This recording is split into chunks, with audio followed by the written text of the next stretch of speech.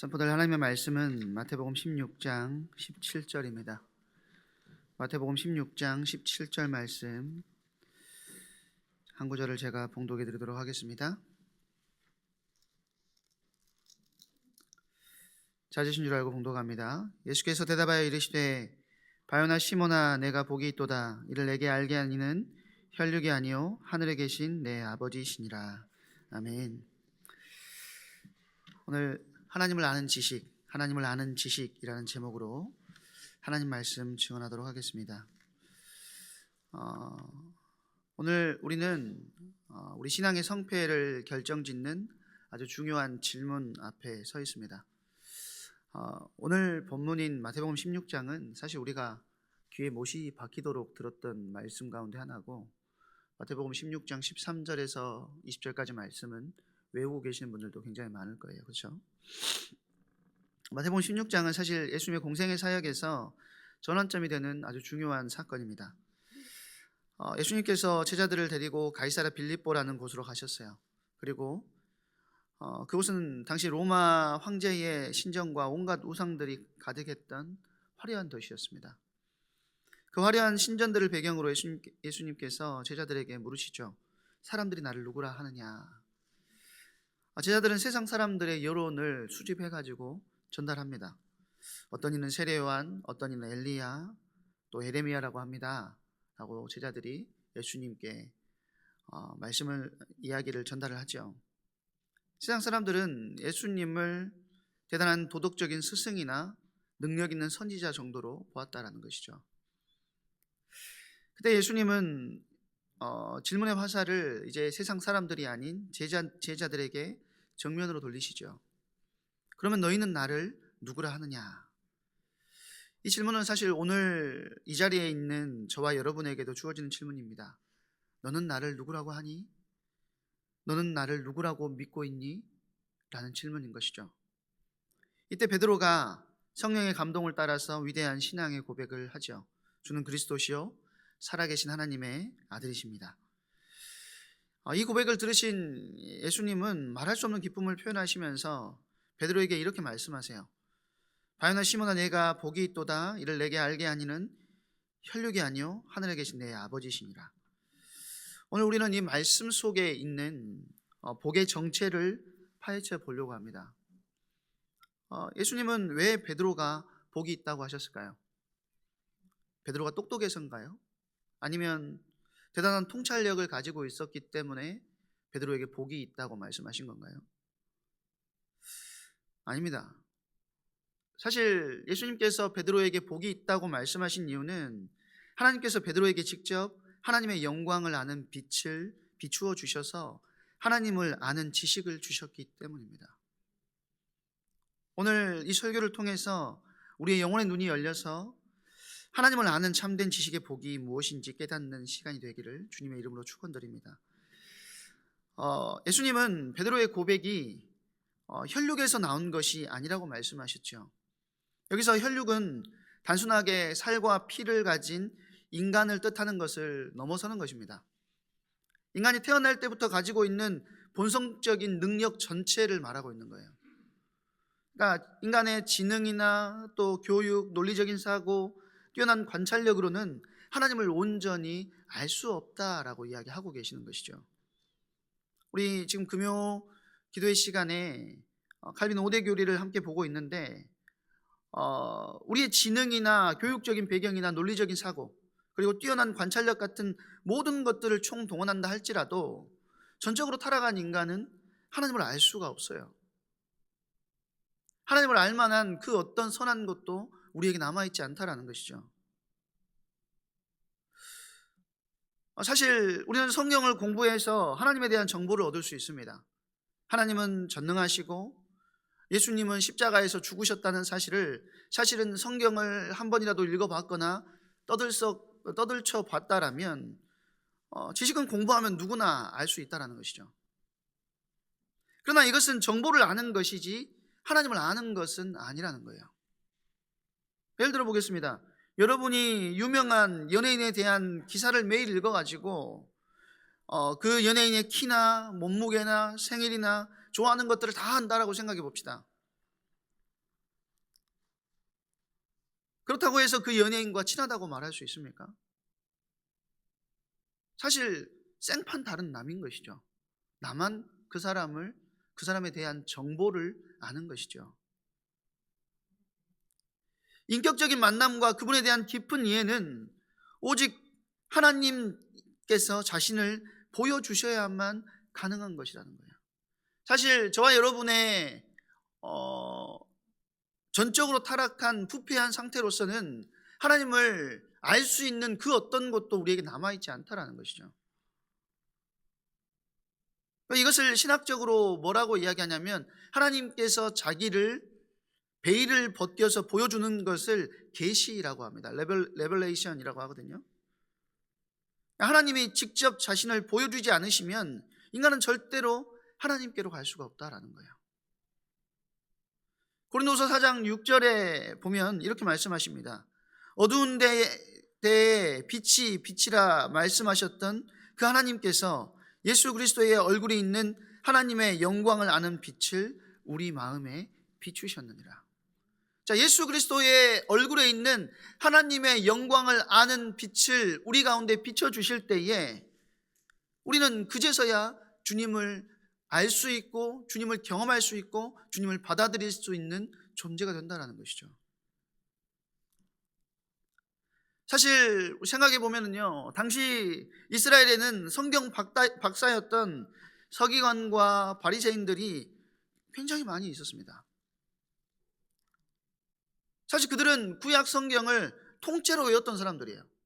성경에 대한 알면 저와 여러분이 사실 논할 수조차 없는 수준이죠. 그들은 당연하게 메시아가 어디서 태어날 줄을 알았어요. 미가서 5장 2절 한번 보여주실래요?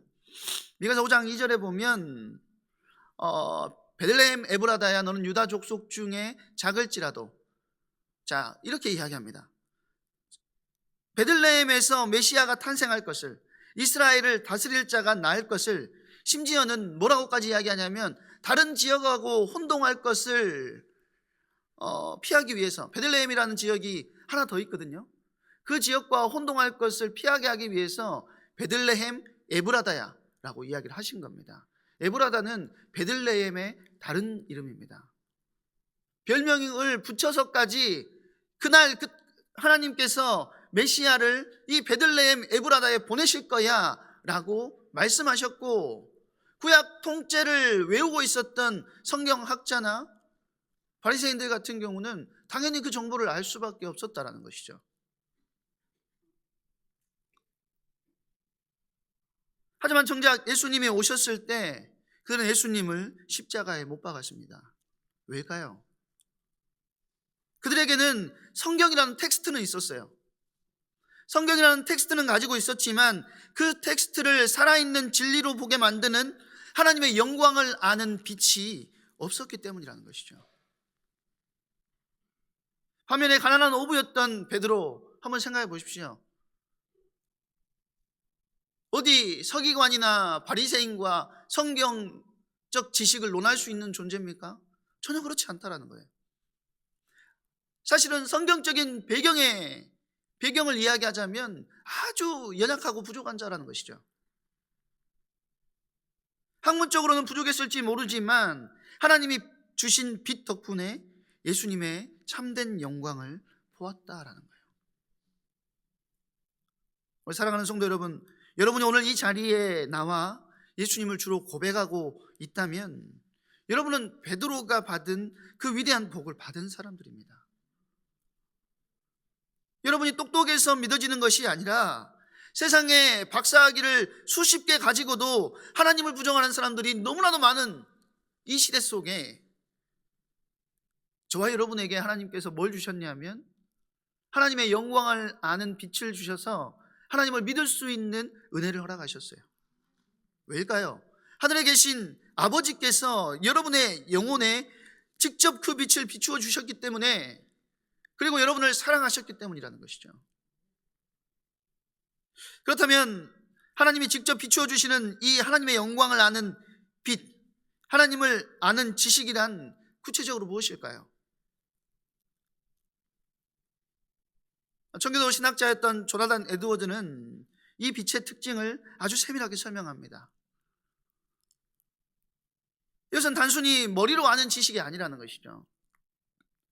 에드워드는 두 가지 지식을 구분하는데요. 하나는 관념적인 지식. 이것은 머리로만 이해하는 것이죠. 예를 들어서 사랑이 무엇인지 구어사전을 찾아보면 이렇게 나와 있습니다. 어떤 사물이나 대상을 아끼고 귀중히 여기는 마음. 그렇게 적혀 있어요. 이 문장을 외우고 다닌다고 해서 여기 고등부 아이들 몇 명 와 있는데 모태솔로인 저 아이들이 사랑을 할 수 있을까요? 몰라요, 몰라. 그게 뭐지? 그렇게 할 수 있을까? 이런 생각할 수 있는 거죠. 개념적으로만 아는 거예요. 아, 사랑은 그런 거야. 사랑은 그런 것이겠지.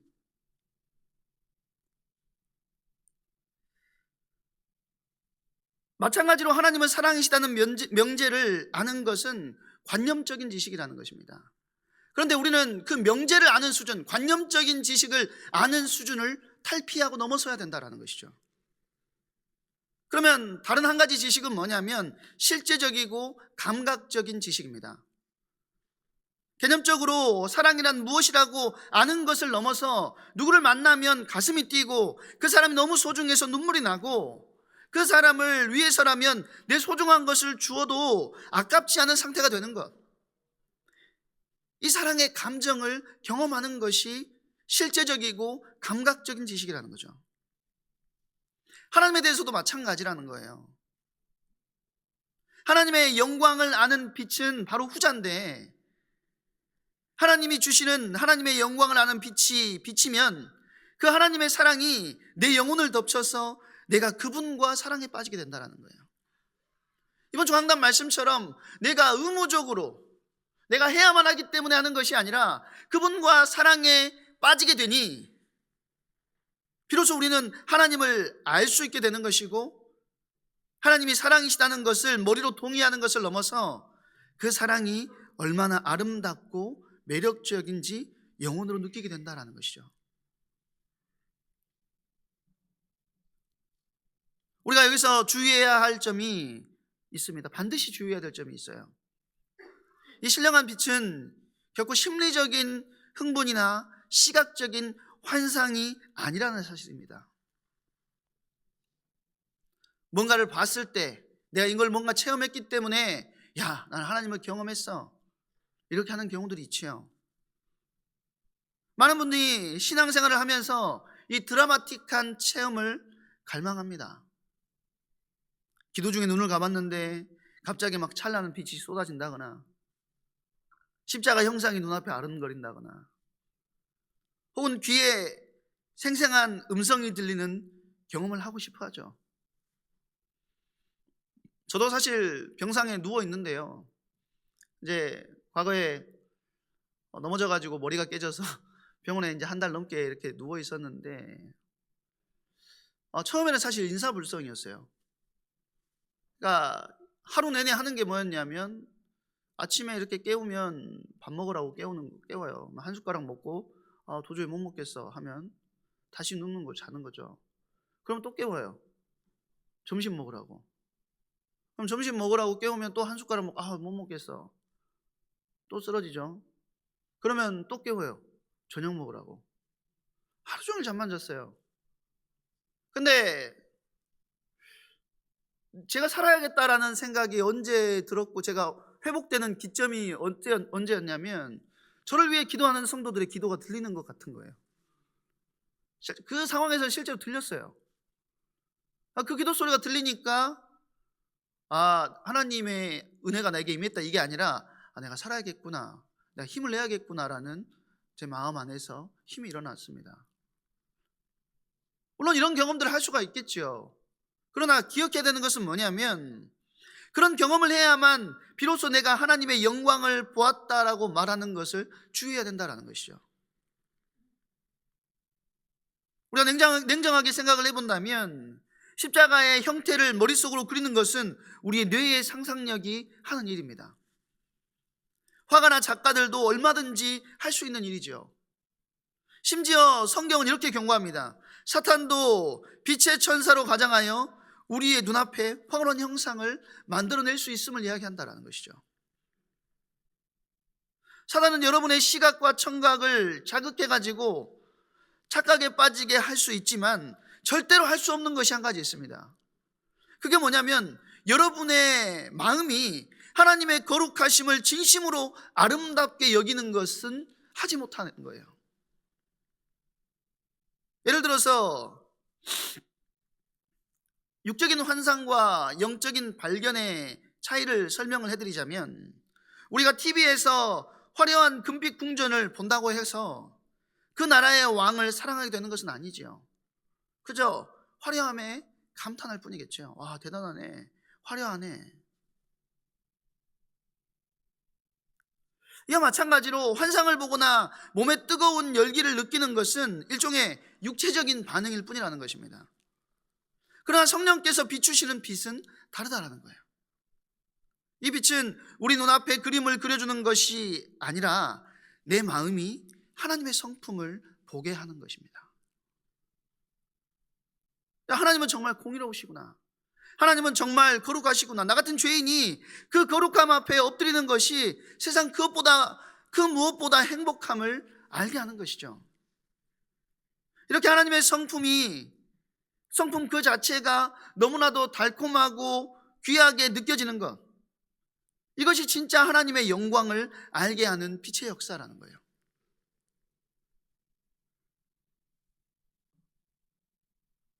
사단은 여러분에게 너는 특별하다는 환청을 들려줄 수 있고 신비한 꿈을 꾸게 할 수도 있지만, 마귀는 절대로 여러분 마음속에 죄를 미워하고 거룩을 사모하는 마음을 심어줄 수 없다라는 거예요.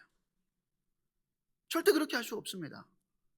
왜냐하면 사단의 본성 자체가 거룩을 혐오하기 때문이라는 것이죠. 그러면 진짜 신령한 빛을 받은 증거는 무엇일까요?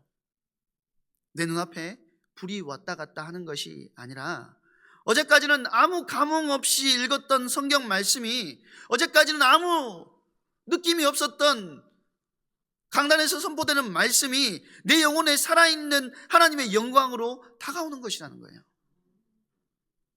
예수님이 나를 위해 죽으셨다는 이 평범한 문장이 세상 그 어떤 예술 작품보다 아름답게 보여지기 시작하는 거. 하나님을 사랑하라는 그 명령이 내게 무거운 짐이 아니라 내 영혼의 가장 큰 즐거움으로 느껴지는 것. 여러분, 상상력에 뿌리를 둔 체험은요, 시간이 지나면 식어버리고 자극적인 것을 더 찾게 만드는 거예요. 하지만 하나님의 말씀 속에 담긴 영광을 본 사람은 그 진리가 주는 묵직한 아름다움 때문에 인생이 변하고 삶이 바뀌게 되는 것입니다. 기억하십시오. 신비한 현상을 쫓지 마십시오. 대신 성령님께 내 마음 눈을 밝혀달라고 기도하셔야 됩니다. 그래서 기록된 이 성경 말씀 속에서 다이아몬드보다 더 빛나는 하나님의 거룩함을 발견하는 진짜 영적인 시력을 회복하시기를 바랍니다. 세 번째로 하나님의 영광을 알게 하는 이 빛은 성령의 조명하심의 사역입니다. 어두운 방에 가구들이 가득 차 있다고 상상해 보십시오. 불이 꺼져 있으면 무엇이 있는지 알 수 없고 우리는 자꾸 부딪히게 됩니다. 이때 스위치를 켜면 어떻게 되죠? 빛이 비치면서 방 안에 있는 모든 것이 선명하게 보이게 된다는 거예요. 성경 말씀은 이미 우리에게 주어졌어요. 하지만 우리 마음이 어두우면 그 말씀이 보이지 않는다는 것이죠. 성령께서 우리 마음에 들어오셔서 스위치를 켜주시는 것, 빛을 비추어서 밝히는 그 조명하심이 일어날 때 이 빛이 비쳐야 예수님이 정말 나를 위해서 죽으셨구나, 하나님의 법이 정말로 달콤하구나 라고 깨닫게 되는 것이죠. 이것을 우리 스스로 할 수 있는 것이 아니기에 우리는 자꾸 구해야 되는 것입니다. 사도 바울은 에베소 교회의 성도들을 향해서 이렇게 기도합니다. 에베소서 1장 17절부터 19절인데요. 한번 띄워주실래요? 한번 같이 한번 읽어볼까요?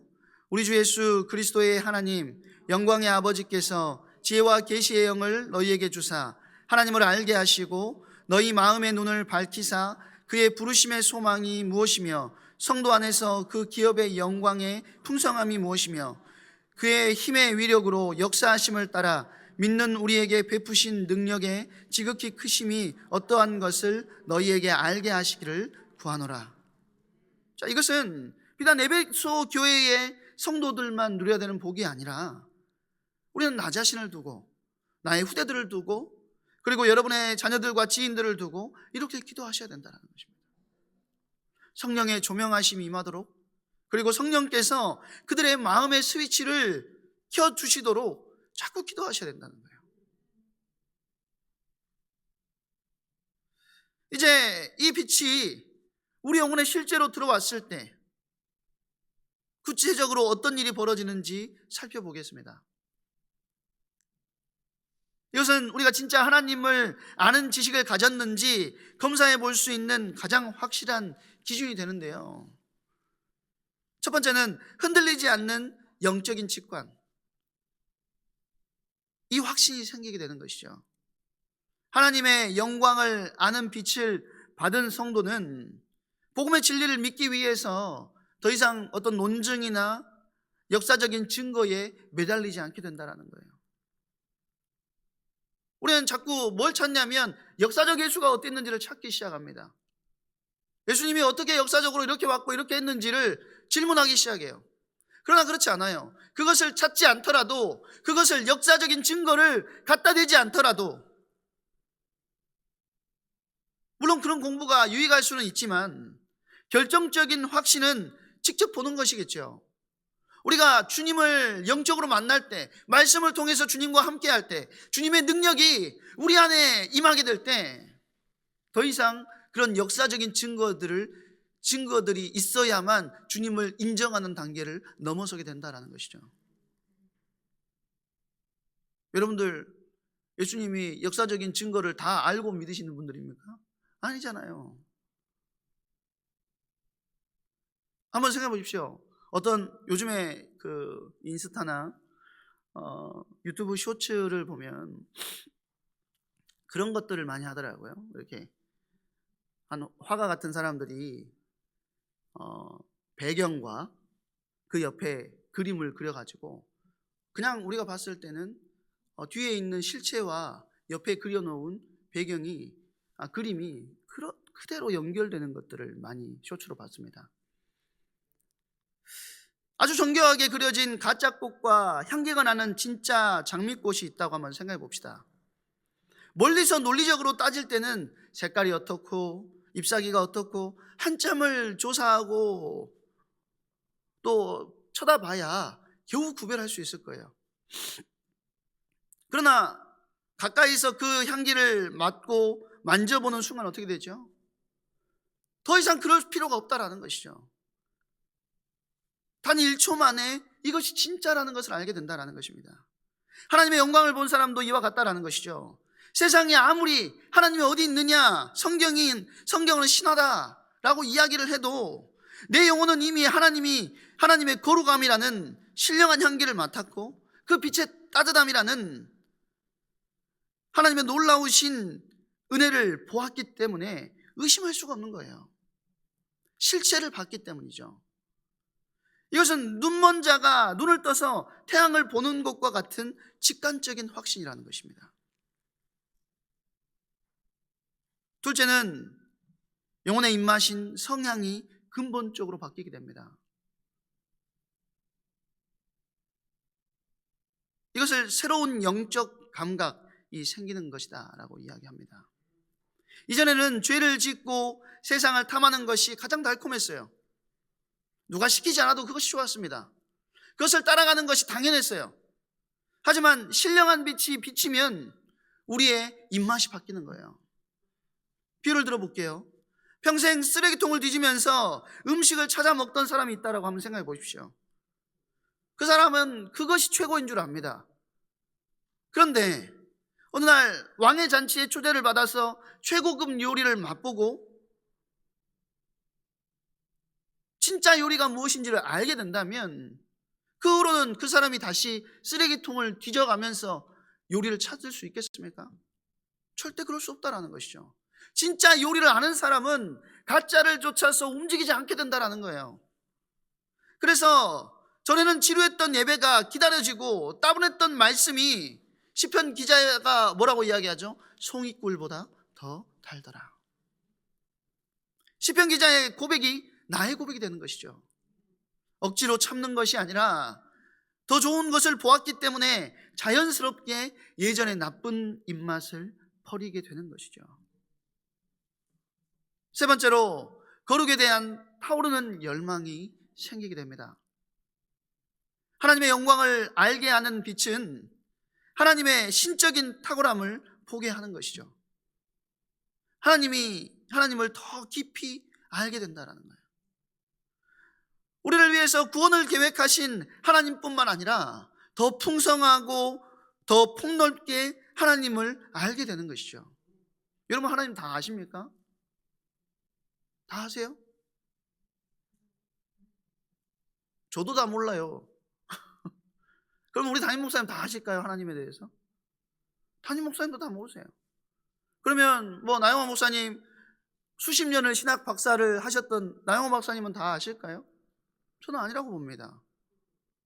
우리는 매일매일 새롭고 매일매일 더 풍성한 하나님의 은혜, 하나님을 더 깊이 알아가는 은혜 속으로 들어가야 된다는 것이죠.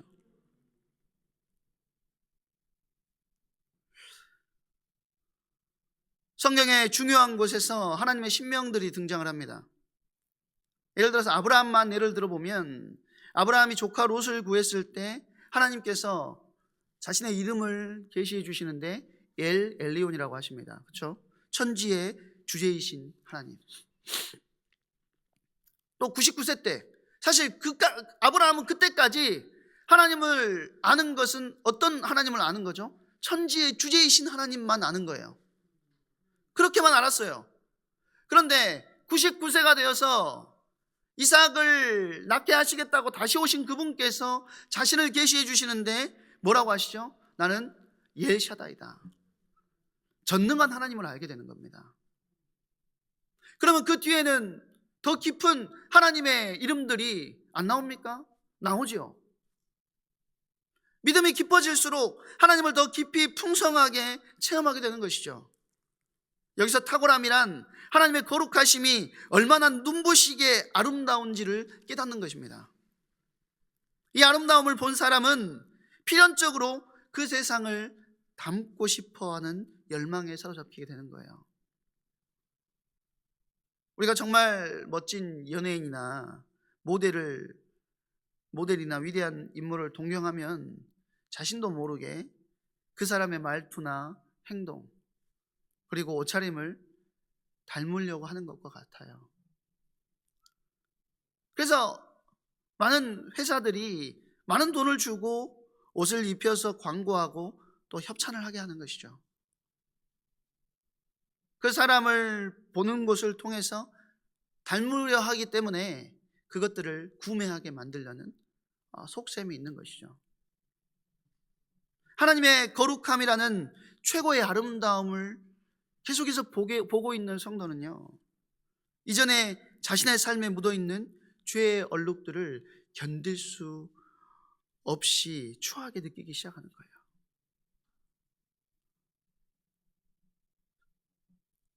율법적으로, 윤리적으로 이렇게 해야 된다는 말이냐? 그게 아닙니다. 순서가 달라요. 하나님을 믿었으니까 거룩하게 살아야 돼가 아니라 저분이 너무 아름답고 저분의 거룩하심을 나도 닮아가고 싶다라고 하는 그분을 향한 갈망이 우리 안에 생겨나게 되는 것이죠. 나도 그분처럼 거룩해지고 싶다. 나도 주님처럼 눈부신 빛의 세계에 거하고 싶어하는 것을 갈망하게 된다는 것이죠. 이런 열망이 우리를 거룩해지는 과정, 성화로 이끌게 되는 것이에요. 한번 생각해 보세요. 여러분들 저는 사실 명품이 뭔지도 잘 모르는 사람인데요.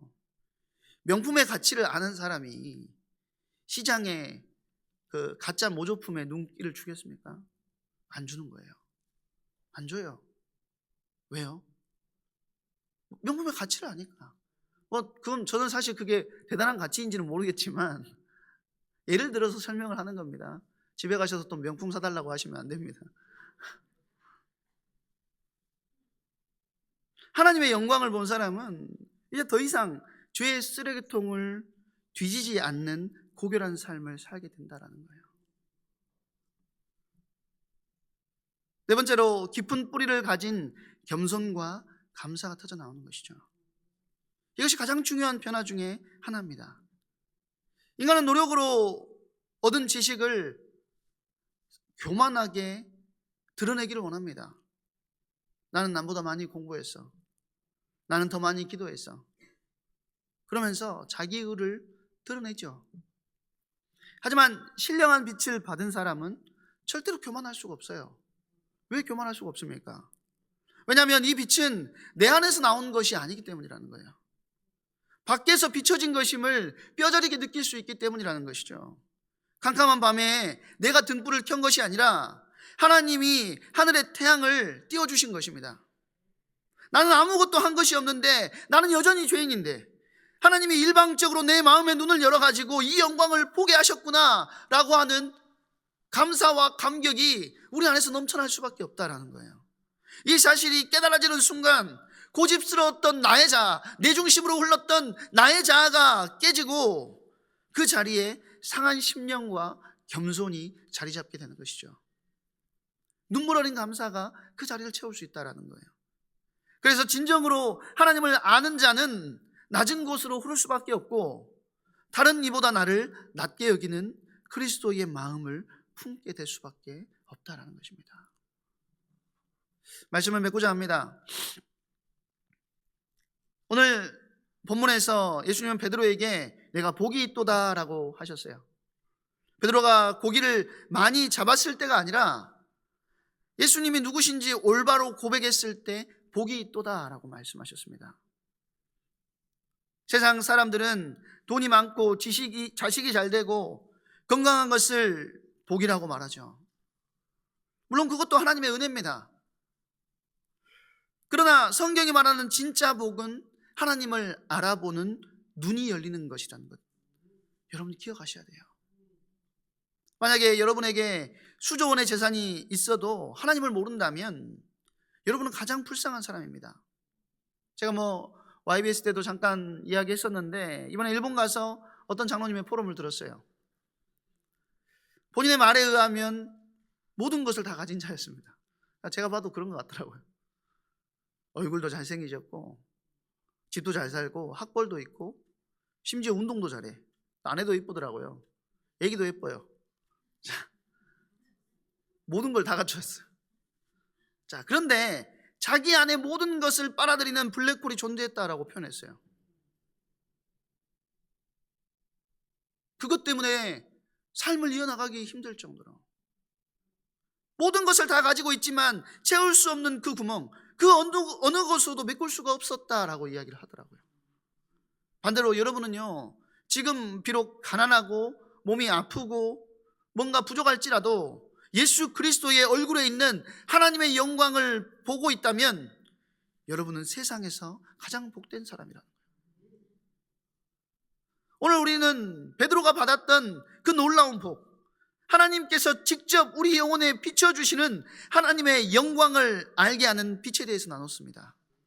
이 빛은 세상 학문으로 얻는 지식이 아니고 혈육의 지혜로 깨닫는 정보도 아니라고 이야기하셨죠. 그것은 하나님께서 택함받은 당신의 자녀들에게만 허락하시는 하늘의 선물입니다. 그러면 이제 이 말씀을 들은 우리가 붙들어야 할 두 가지 결단을 여러분에게 제안하기를 원합니다. 첫 번째는 내 안에 시작된 기적의 빛에 감사하면서 그 가치를 지켜내는 응답의 자리에 서시기를 바랍니다. 여러분은 오늘 이 자리에 앉아서 예수님이 나의 구주심을 믿고 고백하고 계실 줄로 믿습니다. 십자가의 복음을 들을 때 가슴 한 구석이 뜨거워지거나 그 말씀이 진리라는 사실에 고개가 끄덕여지십니까? 그렇다면 기억하셔야 돼요. 그것은 여러분의 영혼에 이미 기적이 일어났다는 것이죠. 죽은 시체는 태양이 떠올라도 빛을 감지하지 못해요. 마찬가지로 영적으로 죽은 자는 아무리 복음을 외쳐도 그 영광을 보지 못한다는 것이죠. 그런데 여러분이 예수님을 믿고 하나님을 아버지라 부르는 것은 하나님께서 여러분의 영혼에 직접 손을 대어 눈을 뜨게 하셨고 어두운 심령에 창조의 빛을 비추어 주셨기 때문입니다. 이 은혜를 결코 가볍게 여기지 마세요.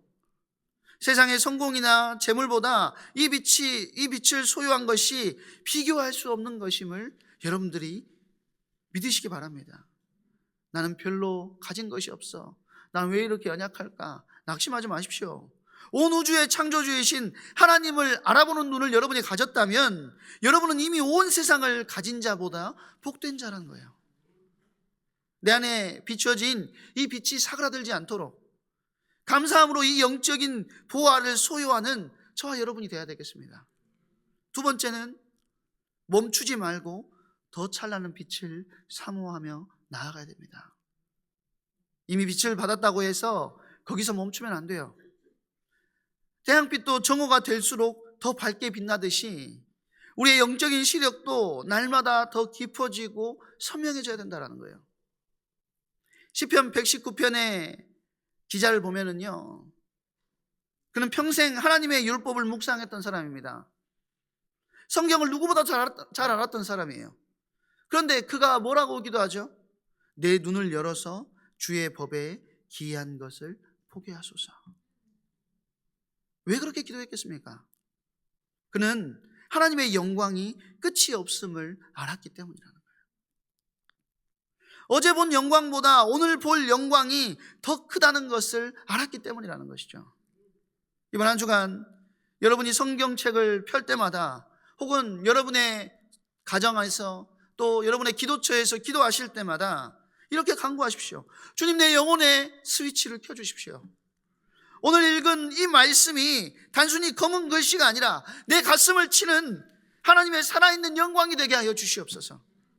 지식으로만 아는 사람이 아니라 내 영혼이 맛보고 즐거워하는 하나님이 되게 하여 주시옵소서. 단순히 하나님에 대해서 아는 것에 만족하는 것이 아니라 하나님을 직접 대면하여 그분의 아름다움에 푹 빠지는 우리 에일의 모든 성도님들 되시기를 주님의 이름으로 축원합니다. 그 빛이 여러분의 일터를 비추고 여러분의 어두운 근심을 몰아낼 때까지 그 빛을 사모하는 은혜가 있게 되기를 주님의 이름으로 축원합니다. 한번 기도하도록 하겠습니다.